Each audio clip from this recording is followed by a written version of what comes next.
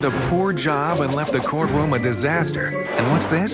During his last political campaign, the Ohio Elections Commission said Brendan Mackin broke 2 state laws, which require politicians to disclose campaign contributions. Now he wants to be our state representative? Are you kidding? Brendan Mackin, you're just not qualified. See his resume for yourself at slackenmackin.com.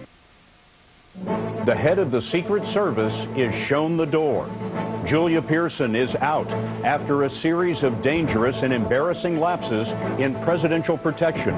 Reports from Bill Plant and Major Garrett. A CDC team is in Dallas trying to determine whether an Ebola patient spread the deadly disease in this country.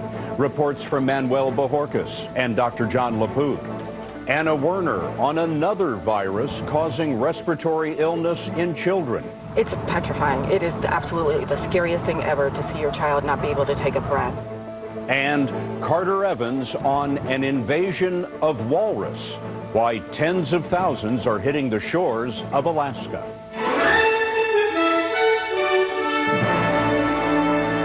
This is the CBS Evening News with Scott Pelley. Good evening. When the president loses confidence in the head of the agency assigned to protect him and his family, it is time for her to go. For Julia Pearson, that time came today. The first female director of the Secret Service was forced out after one security lapse after another, including one that was revealed yesterday even as she was being grilled by Congress. We'll begin tonight with senior White House correspondent Bill Plant. Support for Julia Pearson's leadership of the Secret Service was already waning after her appearance before a House committee yesterday. It evaporated with the revelation that agents were unaware that during a visit last month to the CDC in Atlanta, a security contractor who had been previously arrested was allowed on an elevator with the president. It wasn't until he took photos of the president that he was questioned and then fired, and agents discovered that he was carrying a gun. In a meeting this afternoon with Homeland Security Secretary Jay Johnson, Pearson resigned. White House Press Secretary Josh Earnest. We've seen recent and accumulating reports raising questions about the performance of the agency, and the president concluded that new leadership of that agency was required. President Obama was not told about the incident at the CDC until just before the news became public yesterday, despite the fact that Pearson met with him last week. That was just the latest in a string of embarrassing security failures. Among them, the fence jumper who ran all the way into the East Room of the White House 12 days ago, and the failure to realize for days that shots had been fired at the White House in November 2011. Even so, the White House endorsed the agents who protect the president. It is true that the president and everyone here at the White House does have full confidence in the men and women of the United States Secret Service. Pearson, the first woman to head the Secret Service, took over just 18 months ago after a scandal involving agents and prostitutes on a presidential trip to Colombia. In an interview with Bloomberg News today, Pearson said, "I can be pretty stoic about it, but not really. It's painful to leave as the agency is reeling from a significant security breach." But critics in Congress say that she was unable to change the culture of the organization. Democrat Elijah Cummings. I believe that there are other people that probably need to go too. I beg those people in the Secret Service who do not want to be about the business of restoring their impeccable reputation as it was before to leave. White House intruder Omar Gonzalez pleaded not guilty today in federal court. And Scott, even though Pearson has resigned, the Department of Homeland Security has still ordered an independent review of the Secret Service, something members of Congress demanded. Bill, thanks. A top agent has now been called out of retirement to serve as interim acting director. Chief White House correspondent Major Garrett has more about him. Major? Scott, President Obama turned to Joseph Clancy because he knows him and trusts him. Clancy is respected by Secret Service agents and made his mark in the agency after President Obama appointed him to the job now at the center of the Secret Service crisis, protecting the president and his family. Clancy left the Secret Service in 2011 after serving for nearly all of Mr. Obama's presidency as head of the Presidential Protective Division. The agent's closest to the president whenever he travels and responsible for his personal safety at all times. Clancy developed a close bond with President Obama and is well regarded in the White House. Clancy was part of the Secret Service team that jogged with President Clinton in the early days of his presidency. The White House went out of its way to say the next permanent director of the Secret Service could be someone outside of the agency. And Scott, that underscores how much the president and the advisors closest to him have lost confidence in Secret Service leadership and its underlying culture. Major Garrett, thank you, Major. A team from the Centers for Disease Control and Prevention is in Dallas today, investigating why a hospital sent an Ebola patient home, potentially exposing others to the deadly virus. This is the first Ebola case diagnosed in the U.S., and here is Manuel Bojorquez. The patient, identified as Thomas Eric Duncan by CBS Dallas station KTVT, was visiting family from his home in Liberia. He is in serious condition and has been in a specialized isolation room at Texas Health Presbyterian Hospital since Sunday. There are questions about why he wasn't admitted 2 days earlier on the 26th, when he first came to the hospital with a fever and abdominal pains. A nurse using a checklist asked whether he traveled from Africa. He answered yes, but was released. Dr. Mark Lester is with the hospital. Regretfully, that information was not fully communicated throughout the full team. So was there a breakdown? Should he have been admitted that day based on the information that he had traveled to Africa or from Africa? I can't answer that question because that's one piece of information that would be factored into the entire clinical picture. The miscommunication put more people at risk of exposure. Texas health officials are monitoring 12 to 18 people who may have had direct contact with the patient, who is staying with relatives at this Dallas apartment complex. That includes 5 children. They have not shown symptoms, but will not return to school until doctors clear them. Texas Governor Rick Perry sought to calm fears. This case is serious.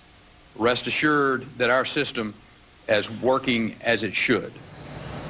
The 3 paramedics who brought the patient to this hospital on Sunday have tested negative for Ebola. Still, they are being isolated and monitored for symptoms. Scott, the ambulance that was used has been quarantined for decontamination. Manuel, thanks very much. Our Dr. John LaPook is joining us now. John, we just heard the governor of Texas say the system is working as it should, but the point of the story is it's not.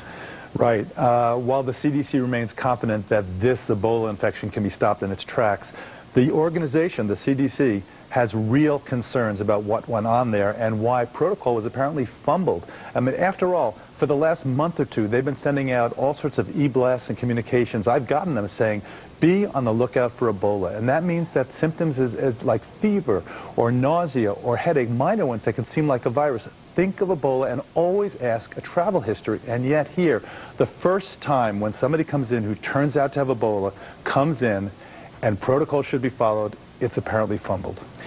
This is the kind of story that causes people to refocus on Ebola and ask fundamental questions. You had a Facebook chat today. What was the #1 question?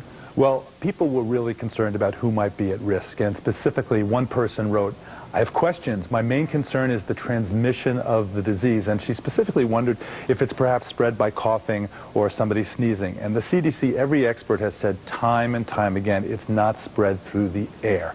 You need to have direct contact with fluids, and in addition to that, there has to be some sort of break in the skin or maybe through contact with mucous membranes in the mouth or the nose. So this is not easily spread, and people should really know that. Dr. John LaPook. John, thank you very much. If you have questions about Ebola, you can send them to Dr. LaPook at facebook.com/CBS Evening News. The Ebola fears got some of the blame today for a sell-off on Wall Street. Airline stocks lost more than 3%. The Dow was off 238 points, or nearly 1.5%. Another virus is sweeping the country. The enterovirus mostly strikes children and causes severe respiratory disease. In the last 3 weeks, it has spread from 12 states to 42, plus the District of Columbia. Anna Werner's looking into this. 9-year-old Jaden Broadway started struggling for breath on a Friday afternoon. His mother, Melissa Lewis, says by the next day she was rushing him to a Denver area emergency room. What's that like as a mother to be looking at your child and realizing that he can't breathe? Petrifying. It is absolutely the scariest thing ever to see your child not be able to take a breath. Doctors told Lewis her son had contracted the enterovirus D68. For most patients, the virus causes symptoms of the common cold. In children like Jaden with asthma, symptoms can be more severe. Still, he was lucky. Doctors at the Children's Hospital of Colorado have treated 10 children who came down with polio-like symptoms. Dr. Terry Schreiner says it's not clear whether the virus is to blame. How frustrating is it as a doctor to have this cluster of patients and not be able to completely answer what's happening with them? Well, it's very frustrating not to be able to give a good prognosis to these parents who all of a sudden have a child with, in some cases, marked weakness of one or more of their limbs. Potentially paralysis? Potentially. Health officials in Los Angeles reported a similar polio-like case just today of a child with the virus who also developed acute limb weakness. Are you concerned that this may be a bigger problem around the country? What I've heard from my colleagues is that new cases are being diagnosed in San Francisco, in Alabama, in Boston, in Kansas City, St. Louis. So I think that as we are learning more about this, we are going to find that this is likely happening throughout the country. 3 children remain hospitalized here. Scott, 4 patients nationwide who died tested positive for the virus, but the CDC is not sure what role, if any, the virus may have played in their deaths. Anna, thank you. Today in Jacksonville, Florida, Michael Dunn was found guilty of first-degree murder in a retrial for killing a teenager after an argument over loud music. He faces life in prison. Dunn fired 10 shots into an SUV. He claimed self-defense, but it turned out that nobody in the SUV was armed. At his first trial, the jury deadlocked on the murder charge. American and British planes hit the Islamic extremist group ISIS again in Iraq today. Also, the French said today they will send more planes into the fight. We wondered how much these airstrikes are helping Kurdish forces in northern Iraq who are doing most of the fighting on the ground. Holly Williams found out. This unexploded car bomb is a parting gift from ISIS. The Islamic extremists fled Hassan Sham village last month, beaten back by Kurdish fighters who were working closely with the US.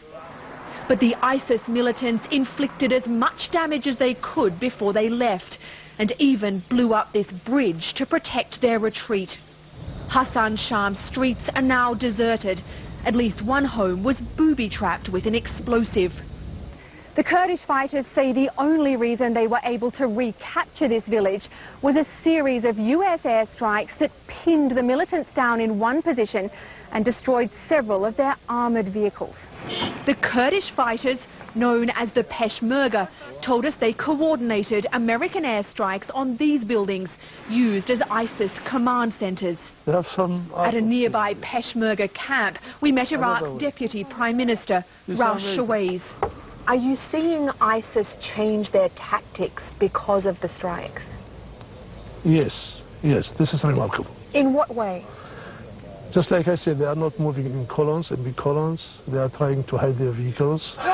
Yet ISIS is still firmly in control of Mosul, Iraq's second largest city.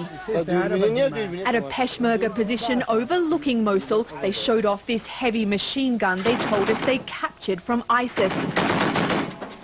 But airstrikes here won't work. No, this is not possible. And cities like Mosul, which are a very important urban center with a high population, civilian people, you cannot use airstrikes just like an empty area. Many people here in Iraq have told us the only way that ISIS militants can be forced out of cities like Mosul is if local Sunni Muslims rise up against them. And Scott, so far, that hasn't happened. Holly Williams reporting for us again in northern Iraq. Holly, thanks very much.